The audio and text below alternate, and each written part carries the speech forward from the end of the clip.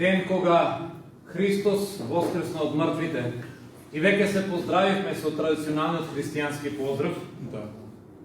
И се подсетуваме на тоа дека денеска всушност гробот на Исус беше празен.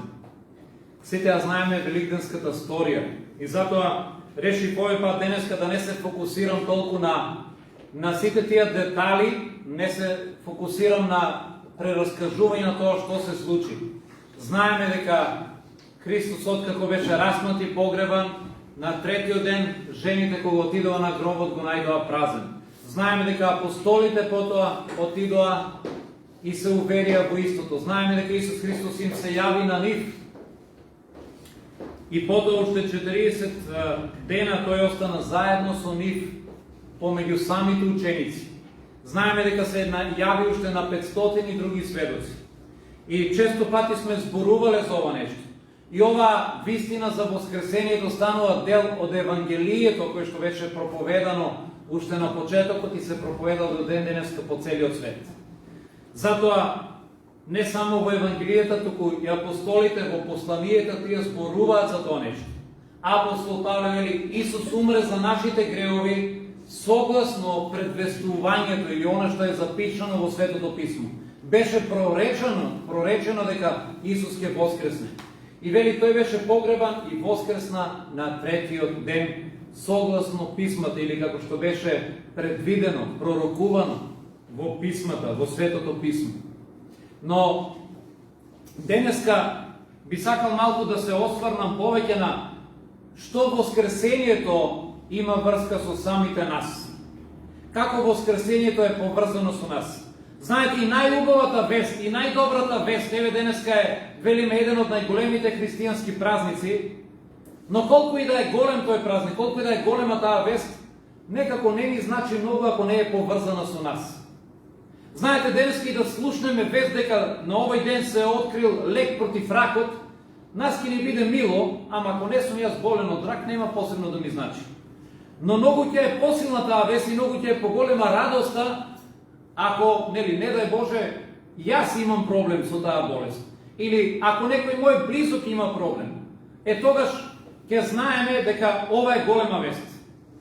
Некој од вас ја знаете мајката на Менче од Кавадарци, Ленче. Се молевме за неја, таа имаше рак, за жал вчера почина. Еве и самата таа. Денеска е погребот, да. Еве ви известувам, ја користам приликата. Но еве, знаеме многу наши блиски кои што починале од рак. Сопруга на мој прв братучет, вчера бевме на помен во Скопје, таа исто така почина за жал од рак и имаме многу блиски. Замислете каква ќе е радосна вест ако денеска слушнеме се нашол сигурен лек за ракот. Затоа и воскресението на Исус Христос ќе има многу поголема радост и значење кога ќе знаеме дека тоа е поврзано и со самите нас. Дека тоа носи придобивка за нас. Една од придобивките што ја читаме во Библијата е дека апостол Павле ни кажува дека Христовото воскресение е предвесник или тоа всушност го отвара патот и е ветување за нашето воскресение. Апостол Павле вели тоа што Христос воскресна од мртвите, значи дека и ние ќе воскреснеме. Тој беше прв, ама ние потоа следуваме и ќе воскреснеме заедно со него. Значи тој го обезбеди воскресението на сите нас. Тој прв го помина патот, ја победи смртта и ни гарантираше, ни обезбеди воскресение кога тој повторно ќе се врати.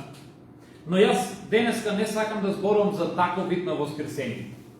Пред 2-3 дена направив една видео најава или покана за Великден и во неа всушност упатив една великденска порака. Таму кажав дека всушност не само што Христос воскреснал од мртвите, многу луѓе знам кои што воскреснале. Јас познавам такви луѓе и во Македонија и тоа беше мојата порака. И веројатно некои се изненадиле кога го слушнале тоа нешто. Но всушност јас денеска во ова проповед сакам да кажам дека има такви луѓе и ќе слушате зашто станува збор. И ова не е нешто што јас го измислам, ова нешто што го кажува и самата Библија. Апостол Павле кажува дека всушност преку Исус и ние воскреснуваме. И еве што пишува во Колосјаните 2 глава, 12 и 13 стих. И слушайте што вели. Вели, кога се крстивте, вие всушност се погребавте со Христос. А потоа, што вели? А потоа воскреснавте, бидејќи верувате во Божјата сила што го воскресна Христос од мртвите. И вие бевте мртви поради гревовите во вас, зашто вашата грешна природа не беше отстранета од вас. Но Бог ве оживеа заедно со Христос и Тој ни ги прости сите наши гревови. Амин. Амин. Амин. Павле, гледате, кажува многу јасно. Кога се крштеваме или кога ние одлучуваме да ставиме крај на стариот живот, вели, вие се погребавте заедно со Исус. Но тука не завршува пораката. Павле вели, и како што Христос воскресна, и вие воскреснавте од мртвите. Сите ние кои што сме одлучиле да го следиме Исус, ние сме всушност воскреснати луѓе. Ние сме воскреснати. Бог ни даде еден нов, воскреснат, променет живот. И тоа е радоста, тоа е силата на воскресението. И кога зборуваме дека има луѓе што воскреснале, некои од тие луѓе сме јас и ти, да знаете. Затоа велам, познавам многу луѓе што воскреснали и во светот, и во Македонија. Колку е прекрасно да си воскреснат. Да. Денеска ние се поздравуваме со поздравот Христос воскресна, на вистина воскресна. Но замислете, одејќи низ улицата денеска, низ градот, поздравите некој Христос воскресна и тој ви врати и јас воскреснав. Ако кажеме на луѓето и јас воскреснав, тоа е вистина.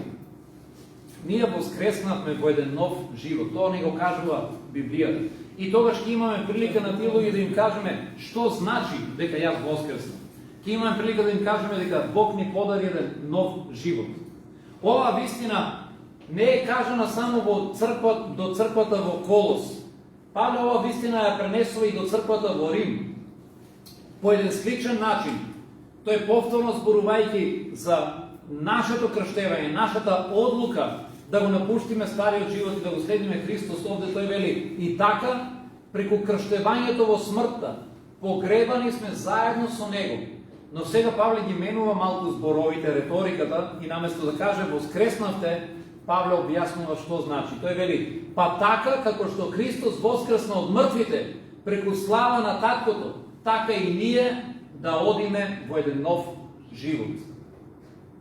Павле објаснува што значи воскресението за нас. Како што Христос воскресна од мртвите до црквата Колос, тој вели така и вие воскреснавте. А овде вели како што Христос воскресна од мртвите, така и ние одиме во нов живот. Затоа сакам денеска две работи да научиме за Христовото воскресение поврзано со нас. Што значи тоа за нас? Што значи кога велиме и ние воскреснавме со Христос? Прво нешто, тоа значи дека ние сме повикани да живееме еден воскреснат, променет живот. Да, многу јасно Павле ни го кажува тоа нешто. Павле вели, ние кога се крштеваме како што Христос умре, умревме за нашите гревови. Секој кој што е христијанин не може да се нарекува христијанин ако тој се уште живее во неговите гревови. Јас не велам дека ние христијаните не грешиме, но ние христијаните не смееме да продолжиме да грешиме, не смееме да останеме во гревот. Ние не смееме да го сакаме гревот. Кога ние стануваме христијани, ние му објавуваме војна на гревот. Ние одлучуваме гревот да го ставиме позади нас и да кажеме повеќе не живеам за гревот. Апостол Павле вели дека тој за гревот е мртов. Токму затоа Павле вели ние кои што се крстивме, умревме за гревот, вели. И потоа воскреснавме во еден нов живот. Тоа значи дека сме воскреснали. Во 2 Коринтијаните 5 глава, 15 стих, Павле вели вака: тој умре за сите нас и затоа сите што го прифаќаат од него подарениот живот, нема веќе да живеат за себе си и да угодуваат на себе си, туку ќе живеат за да му угодат на Христос, бидејќи тој умре и воскресна за нив. Ако Христос умре и воскресна за нас, тогаш ние сме должни да умреме и да живееме за Него. Повеќе вели тие кои што одлучиле да го следат Исус, нема веќе да си угодуваат на себе си, туку ќе живеат за Христос. Тоа значи дека сме воскреснали.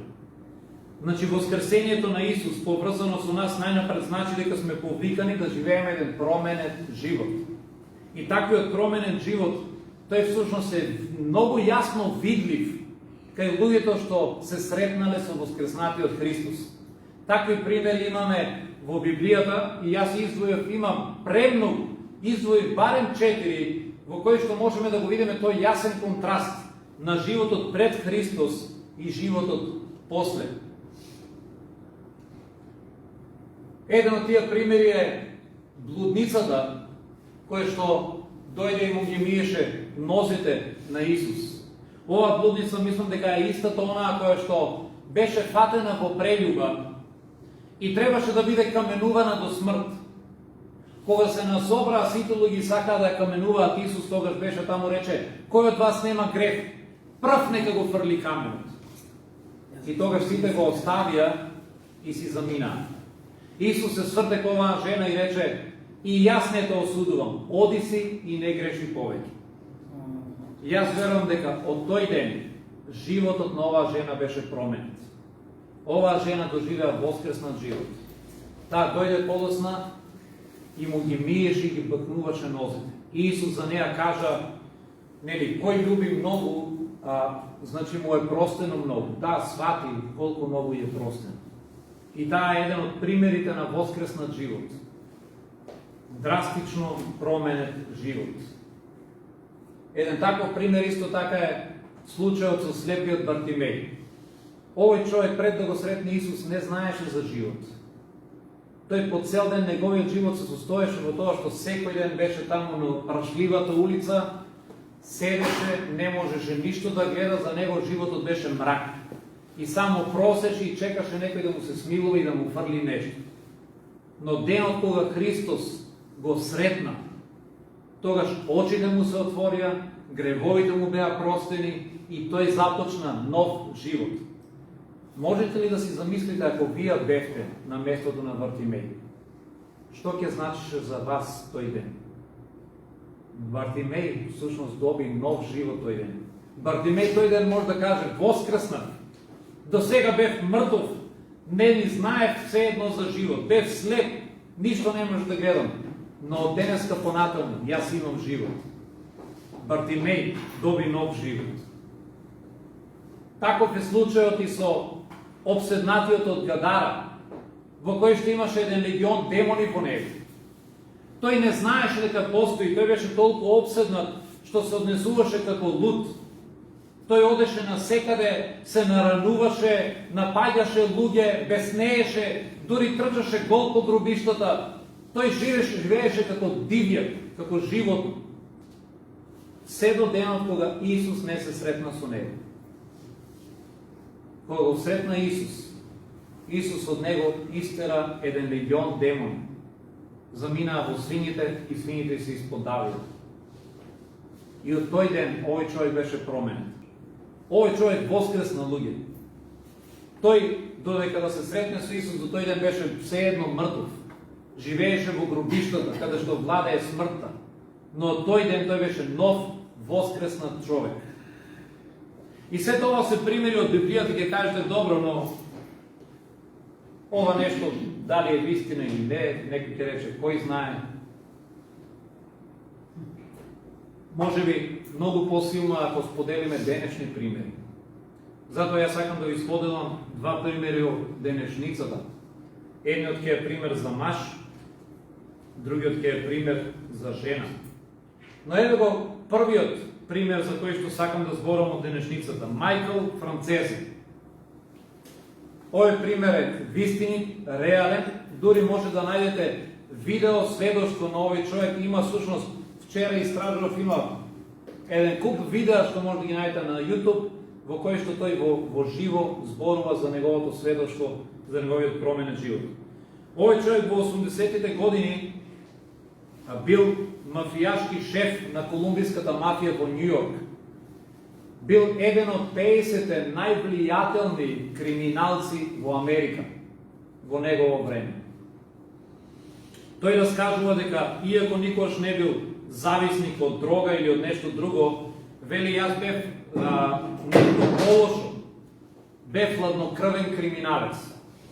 Тој правил такви злосторства, такви дела, такви криминали за кои што вели не сакам и да зборувам. Можете да замислите кога си длабоко навлезе во мафијата и во криминалот, што се ќе правиш. Овој човек бил там. И овој човек раскажува дека толку бил успешен во криминалот што заработувал $8 милиони за една недела. Неделно. Од криминалот што го води. Па сепак неговиот живот не бил ни малку розов. Тој знаел дека со животот што го живее, со таков криминален живот, навлезен длабоко во мрачни нешта, тој вели, јас знаев дека ќе завршам по два начина. Или ќе завршам со куршум во челото, или ќе завршам во доживотен затвор. И завршил по вториот начин, но сепак му нашле некое помало криминално дело и го осудиле на 10 години затвор. Бил фатен и осуден и завршил во затвор. Таму во затворот станал очаен. Неговото семејство, тој имал семејство, но бил сега одделен од него. Неговите родители, таткото и тој самиот бил криминален мафијаш, веќе бил осуден на подолги години затвор и тој бил во затвор. Неговата мајка веќе била мртва. Од двете сестри кои што ги имал, едната умрела од предозирање од дрога. Втората сестра умрела од рак. И затоа тој се чувствувал како да нема никој. Тој вели во затворот, го почувствував најстрашното чувство во мојот живот. Безнадежност. Се почувствувал безнадежен. Во сето она што го имал и што го правил, сега сватил дека неговиот живот всушност е уништен, празен, распарчен и не вреди ништо. И таму во затворот имал можност да слушне за Исус. И една вечер, во неговиот најголемиот очај, сваќајќи дека неговиот живот ништо не вреди, дека е упропастен, тој решил да му го даде својот живот на Исус. Решил да одлучи да стане христијанин. И токму таа ног се случило воскресението во неговиот живот. Од човек кој што бил на дното од неговиот живот, очаен, безнадежен, туку речи мртов, неговиот живот не вредел ништо, тој кога го прифатил Исус, настанала корена промена кај него. Тој се сменил најнапред во неговиот карактер, дошол мир во неговото срце, но исто така одлучил да стави крај со криминалот и со мафијата. Решил да го напушти мафијашкиот живот и да започне да служи на Христос. Но самиот тој раскажува, вели, тоа што јас го направив беше милост Божја, затоа што вели од мафијата обично не се излегува. Тој раскажува дека кога влегол во мафијата морал да направи крвен завет. Му ја пресекле раката и морало да потече крв, и со таа крв тој се заветувал дека нема никош да ја напушти мафијата, дека ќе остане верен до крај. Ако некош ја изневери или ја напушти, ќе плати со својот живот. И сепак вели, јас ја напуштив мафијата, но по милост Божја се уште сум жив. Тој раскажува дека, ви спомнав на почетокот, дека бил меѓу 50-те највлијателни и најмокни криминалци во Америка во неговото време. Кога го напуштил криминалот, кога ја напуштил мафијата, тој раскажува, вели, во тоа време веќе 43 од тие 50 беа мртви. Останатите тројца се во затвор, раскажува, а јас сум еден од ретките што се уште е жив по милост Божја. Имал многу закани, но сепак до ден денеска е жив. Тој веќе има оженете со христијанка, има 7 деца, има и внуци, има прекрасно семејство и е благодарен. И сега она што го прави е оди по целиот свет, патува и раскажува за Христос. Сведочи за неговиот променет и воскрес на живот. Во своето сведоштво Мајкл на крајот изјавува, вели, јас денес сум нов човек, по милоста Божја.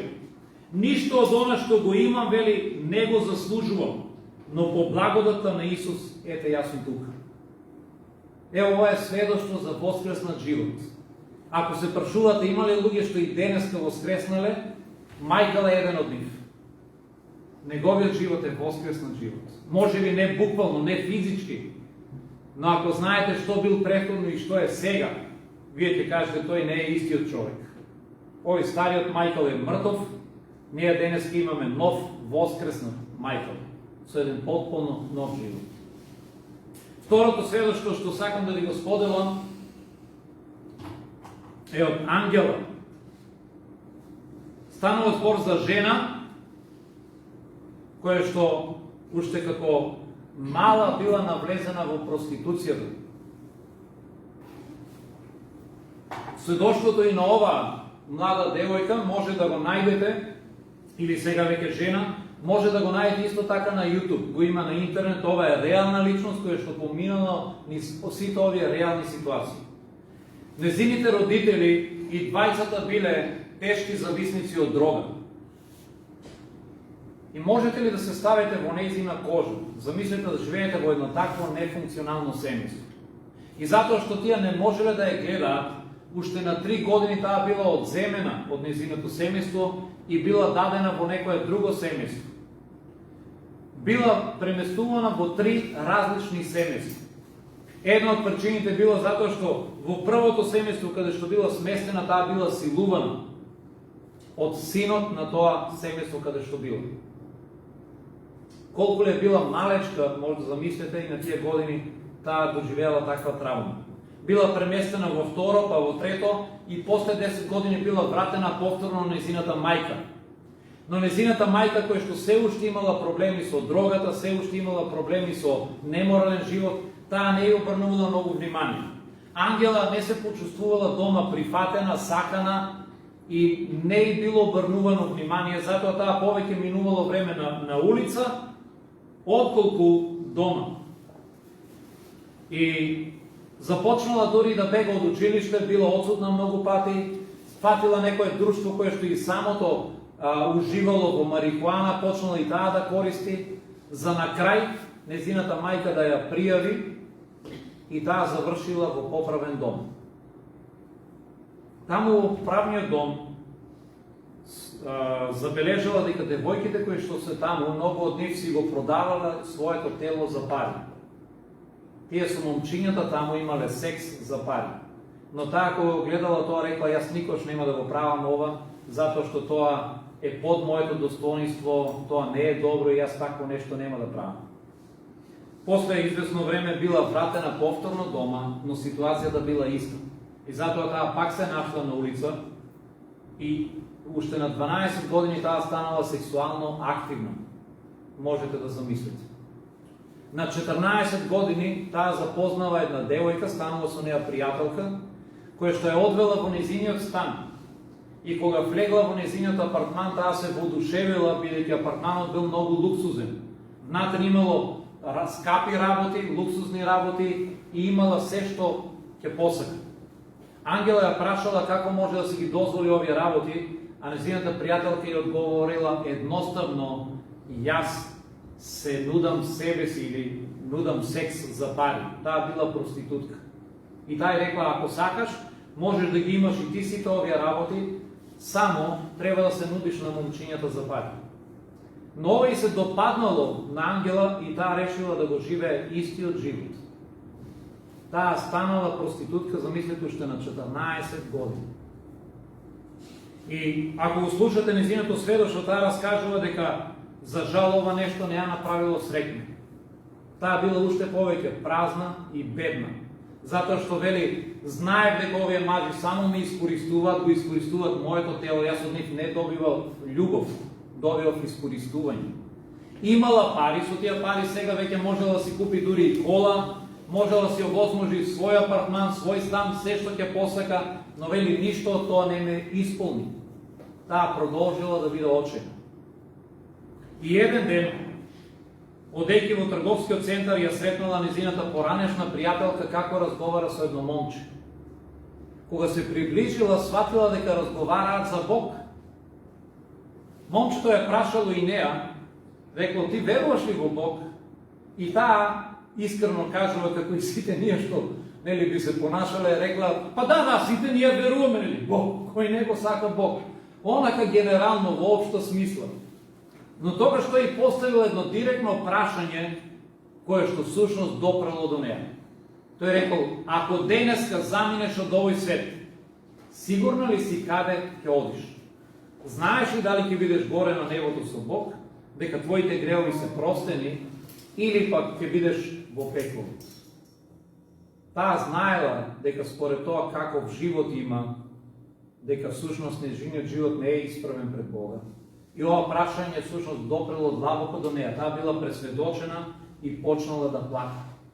Таа му се исповедала на момчето и кажала дека всушност таа е проститутка и дека најверојатно Господ неа не ја сака, сигурно Бог нема ни да ја прими. И тогаш момчето и рекла: јас имам радосна вест за тебе. Господ Исус на крстот умре за твоите греови. И твоите греови можат да бидат простени. Ако си спремен да го прифатиш Исус, ако поверуваш во Него и го прифатиш како твој Господ и Спасител. Дали сакаш сега да му го предадеш твојот живот на Исус? Ангела тој ден одлучила да го предаде своето срце на Исус. Таа одлучила да се покае, да поверува во Исус, да го прифати за Господ и Спасител. И од тој ден животот на Ангела се промени. Господ и дал сила да започне нов живот. Таа го напуштила животот на проституција, повеќе не се занимавала со тоа и започнала нов живот. Таа раскажува дека всушност од тој ден понатаму започнала да живее според Библијата, да бара Божјо водство и сила, да живее исправно. Си нашла прекрасно момче, кој што станал незин маж, се омажила за него и вели: најдов љубов. Сега знам дека сум прифатена, има деца и вели сега децата ги поучувам да одат на Божјиот ат. Еве, тоа е уште еден пример, уште едно сведоштво за воскреснат живот. Може би си мислиш: но Господ не може да го промени мојот живот. Може би си мислиш: мојот живот е премногу во хаос. Господ не може мене да ме промени. Бог не може мене да ми помогне. Но знаете што, ако Господ го променил животот на еден мафијашки шеф, ако Господ го променил животот на една девојка која што длабоко навлегла во проституција и дал еден нов живот, нивниот живот всушност е воскреснат живот, тој може да го промени и твојот. Без разлика каков е твојот живот. Не мора да твојата приказна е иста. Повеќето од нас може би не живееме таков живот, но сеедно нема човек без грев. Нема човек кој што нема потреба од Христовата прошка и промена. Сите ние имаме промена, имаме потреба да нашиот живот се промени. Погледнете што кажува во 1 Коринтијаните апостол Павле. Вели: немојте да се залажувате, ни блудниците, ни идолопоклониците, ни прелюбодејците, ни полово изопачените, ни хомосексуалците, ни кратците, ни јалчните, ниту пак клеветниците, ни измамниците нема да влезат во Царството Божјо. А такви беа и некои од вас, вели Павле. Но се избивте, се изчистивте, се оправте во крвта на Исуса Христа, преку делото на Господ Исус Христос и Духот на нашиот Бог. Знаете што? Исус Христос воскресна за ние да имаме нов живот. Христос ја победи смртта, за да може ние да го победиме гревот. И тој денеска ти нуди шанса на тебе да го победиш гревот, да станеш нова личност, да воскреснеш. Можеш ли да кажеш и ти денеска, можеш ли да кажеш за себе си: јас имам воскреснат живот? Ако може би го немаш, дали го посакуваш тој живот? Знаете што, кога Христос мене ме сретна, пред околу скоро 30 години, мојот живот исто така се промени. Јас претходно имав живот, ама seедно бев мртов. Но кога Христос дојде во мојот живот, јас воскреснав. И од тој денес понатаму јас живеам, од тој ден живеам воскреснат живот. И не се кавам ниту еден ден. Знам дека мојот живот сега е исполнет со радост, со мир, знам дека Бог е мојот небесен татко, дека тој се грижи за мене и знам дека еден ден ќе бидам со него на небото и со сите вас кои што го љубите Господ Исус. Затоа од душа можам да препорачам на секој: барај Господ да те воскресне и тебе. Барај да може и твојот живот да биде воскреснат.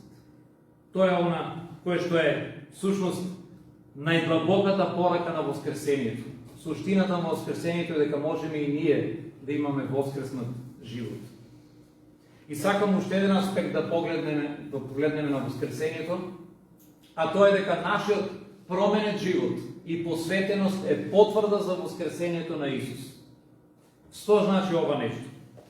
Понекогаш ние бараме докази дали Исус навистина воскреснал од мртвите. Од каде да знаеме? Ние не сме биле во тоа време да го видиме, не сме биле таму на настанот, не сме можели да го видиме празниот гроб, да се сретнеме со воскреснатиот Исус. Од каде знаеме дека Христос воскресна? Всушност, еден од најголемите докази е тоа што луѓето кои што го следат Исус се спремни да умрат за Него и да не се откажат од таа вистина. Самото тоа е показател дека тие луѓе доживеале нешто, доживеале една средба со воскреснатиот Исус. Имаме еден познат теолог кој што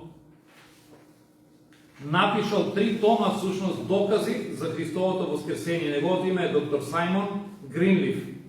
Тој во една од овие книги напишал една изјава, вели: невозможно е апостолите упорно да стојат зад вистините што ги поучувале, доколку Исус Христос навистина не воскреснал од мртвите. Што сака да каже всушност доктор Саймон со ова нешто? Тој вели: апостолите не би биле толку цврсти и толку упорни, па дури и спремни да го дадат својот живот за сите тие вистини, ако тие не доживеале нешто. Кој би бил спремен да умре за лага? Ние можеме да го поучуваме дека Христос воскреснал, ама кога ќе се соочиме со смртна закана, ако знаеме дека тоа е лага, ќе кажеме: добро, шалио сум се. Нели? Но кога јас знам дека сум го видел Христос воскреснат, тогаш ништо веќе не може да ме разубеди. Замислете, ајде за момент да си замислиме дека Христос ни се објавил нам во физичка форма. Што ќе се случи ако на било кој од вас Христос се објави денеска во тело? Наеднаш се појавил во целата негова слава со светлина, ве заслепи и вие го доживеете тоа нешто. Ја мислам дека денеска нема да може никој да ве запре да раскажете на секој жив човек што постои и што го знаете. А ако сега го доживеете тоа искуство, ќе трчате како луди низ градот, ќе кажувате на сите. Телефонот нема да го пуштите од раката на секој што го има на вашиот список, ќе му се јувате. Ќе пишете на интернет, на Facebook, на Инстаграм. Ако треба ќе запалите кола, ќе отидете во другиот град да раскажувате. Ако доживеете такво искуство, ја не би можел да спијам, луѓе. Такво нешто да доживееме. Такво нешто доживеа апостолите. Еден од нив е апостол Тома. Апостол Тома беше единствениот кога Исус се објави на учениците во тајната соба, тој не беше таму. Тој ден не беше на црква, не знаеме што беше причината. Зошто останал дома, дали, не знам, си гледал фудбал, што и да е, решил да не дојде на црква.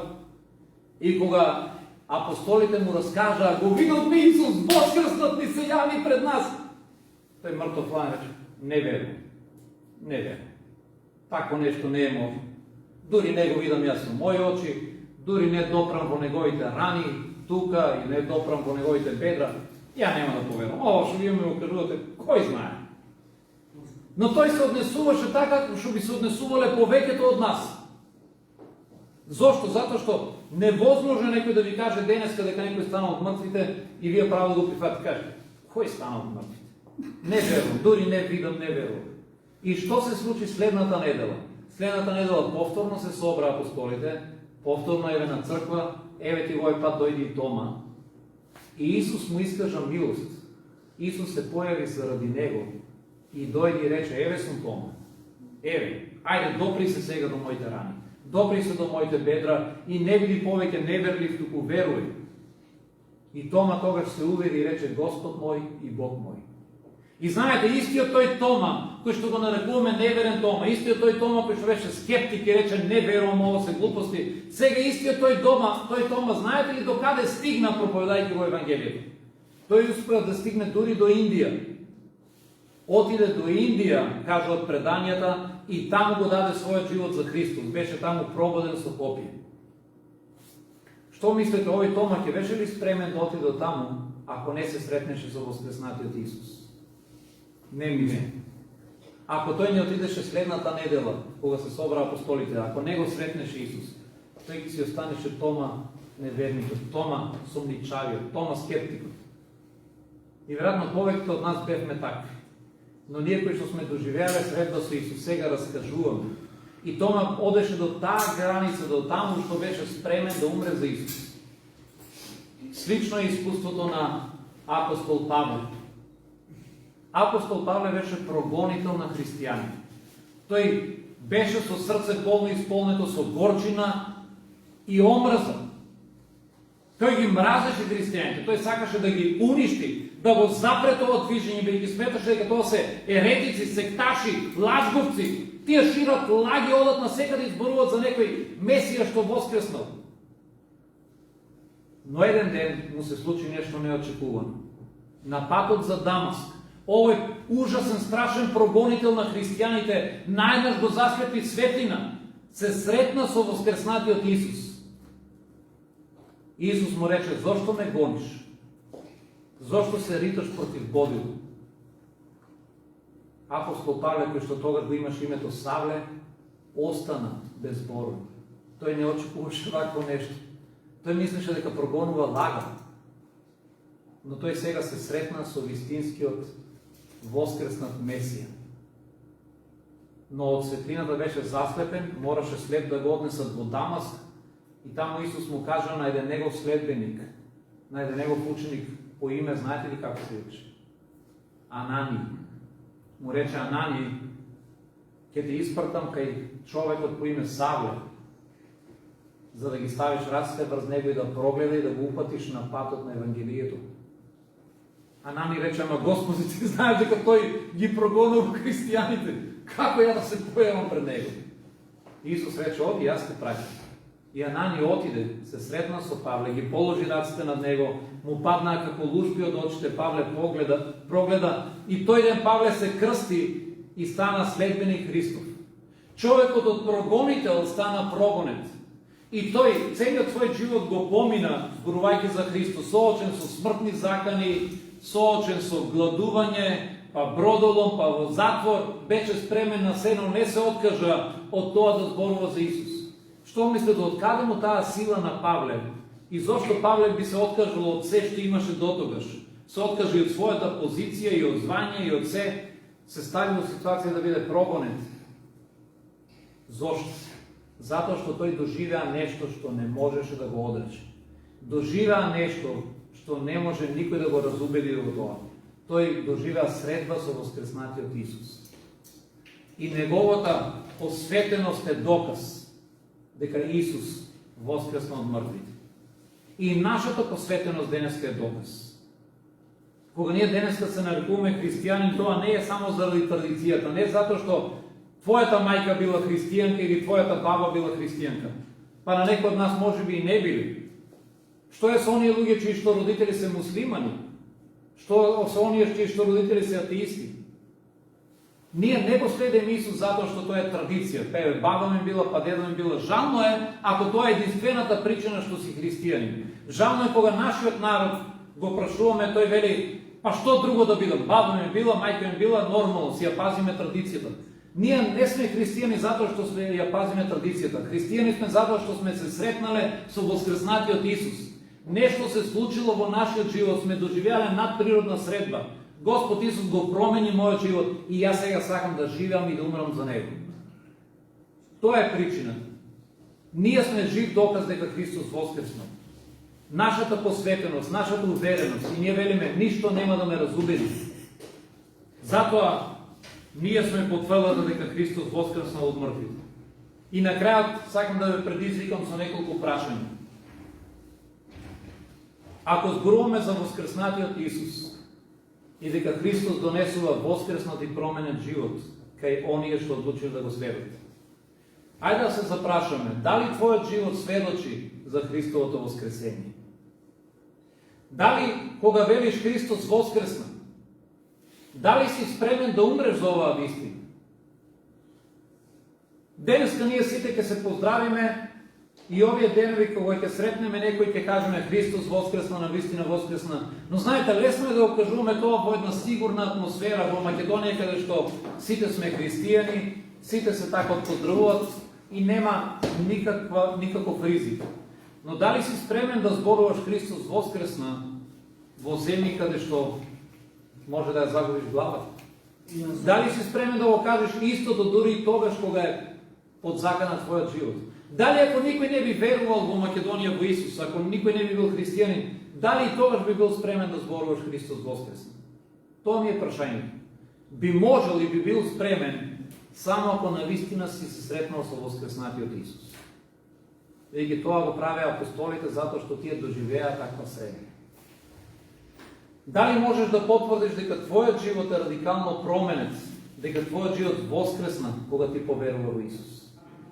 Нека Господ не благослови да живееме навистина на таков воскреснат живот. Нашите животи нека бидат жив пример за воскресението. И денеска кога ќе излеземе со таа насмевка на лицето, со тој мир во срцето, луѓето нека видат дека навистина сме воскреснале, дека нашиот живот повеќе не е ист. Нека кажат Радка што ја знам порано не е таа истата Радка, ова е друга, нова, воскресната Радка. Марија што ја знам не е истата, ова е нова Марија, друга, не живее веќе стар живот. Господ нека ни даде сила да живееме таков воскреснат живот. И Христовото воскресение денеска нека не подсетува на нашето. Амин. Амин.